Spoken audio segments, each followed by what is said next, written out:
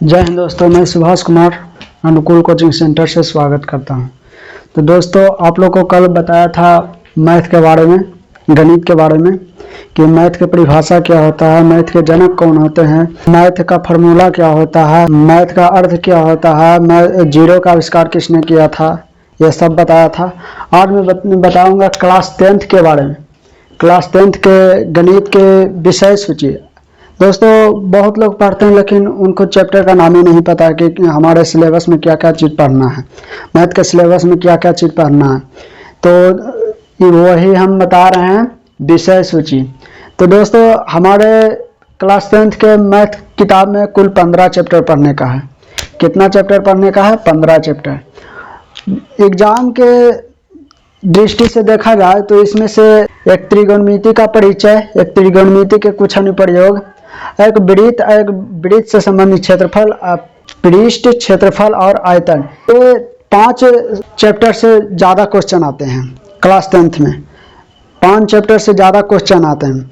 तो यही मेरा पहला चैप्टर में है वास्तविक संख्या, दूसरा में है बहुपद, तीसरा में है 2 चर वाले रैखिक समीकरण, चौथा में है द्विघात समीकरण, चौथा में है क्या? द्विघात समीकरण, पांचवा में है समांतर श्रेणी, छठा में है त्रिभुज, सातवां में निर्देशांक ज्यामिति, आठवां में त्रिकोणमिति का परिचय, नौवां में त्रिकोणमिति के कुछ अनुप्रयोग, 10वां में है वृत्त, 11वां में है रचनाएं, 12 में है वृत्त से संबंधित क्षेत्रफल, 13 में है पृष्ठ, क्षेत्रफल और आयतन, और 14 में है सांख्यिकी, 15 में है प्रायिकता। प्रायिकता से भी बहुत क्वेश्चन आते हैं, 3-4 को क्वेश्चन पूछ देता है। वास्तविक संख्या से भी क्वेश्चन आता है, इसमें पढ़ने का आता है यूक्लिड विभाजन के फार्मूला से सिद्ध करें, HCF LCM निकालें, ये सब पढ़ने का होता है। चैप्टर से पर जाने के पहले मैं कुछ ये चार्ट समझा दूंगा ना, तो बहुत बढ़िया से समझ में आएगा मेरे दोस्त। चार्ट है क्या? नंबर यानी कि संख्या के कितने 2 भागों में बांटा गया है। कितने भागों में? 2 भागों में। एक रियल नंबर है, एक इमेजिनरी नंबर है। रियल नंबर मतलब वास्तविक संख्या हुआ, और ये इमेजिनरी नंबर है ना, काल्पनिक संख्या, जो कॉम्प्लेक्स नंबर जाते जाते हुए ये खत्म हो जाता है। इसको बारे में पढ़ना नहीं है अभी। 10th में कहा जाए तो रियल नंबर, वास्तविक संख्या पढ़ना है, वास्तविक संख्या ही पढ़ना है 10th में। लेकिन और इसको भी बहुत भाग में बांटा गया है।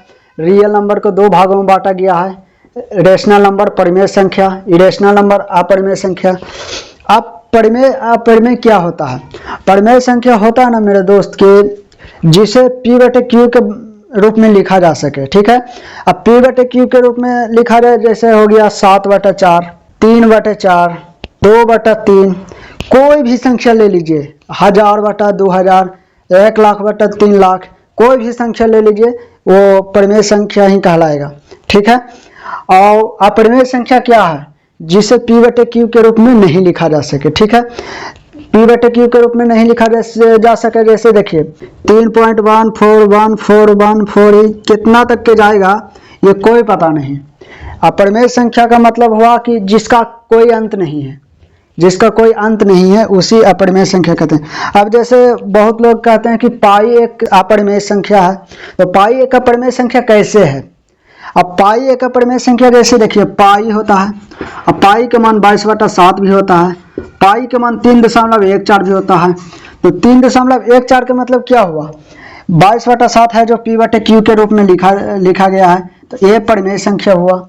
अब पाई है, जब पाई का मान 3.141414, जितना भी ये, इसका किसी का भी अंत नहीं होगा, तो पाई क्या होगा? अपरिमेय संख्या होगा। क्या होगा?